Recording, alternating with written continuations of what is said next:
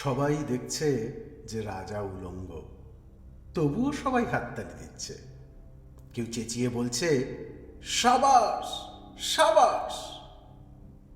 কারো মনে সংস্কার, কারো ভয়, কেউ বা নিজের বুদ্ধি অন্য মানুষের কাছে বন্ধক দিয়েছে। কেউ বা পরান্নভোজী, কেউ কৃপা প্রার্থী, উমেদার প্রবঞ্চক। কেউ ভাবছে রাজবস্ত্র সত্যি অতীব সূক্ষ্ম, চোখে পড়ছে না যদিও, তবু আছে, অন্তত থাকাটা কিছু অসম্ভব নয়। গল্পটা সবাই জানে, কিন্তু সে গল্পের ভেতরে শুধুই প্রশস্তি বাক্য উচ্চারক কিছু আপাদ মস্তক ভীতু ফন্দিবাজ অথবা নির্বোধ স্তাবক ছিল না।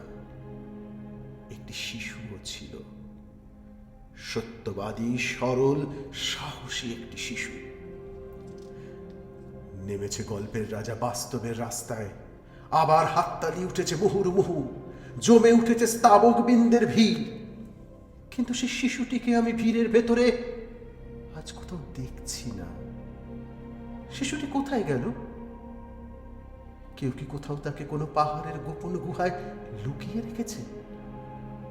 নাকি সে পাথর ঘাস মাটি নিয়ে খেলতে খেলতে ঘুমিয়ে পড়েছে কোনো দূর নির্জন নদীর ধারে, কিংবা কোনো প্রান্তরের গাছের ছায়?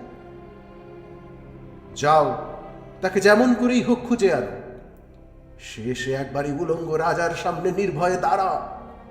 শেষে একবারই হাততালির ঊর্ধ্বে গলা তুলে জিজ্ঞাসা করুক, রাজা, তোর খাপড় কোথায়?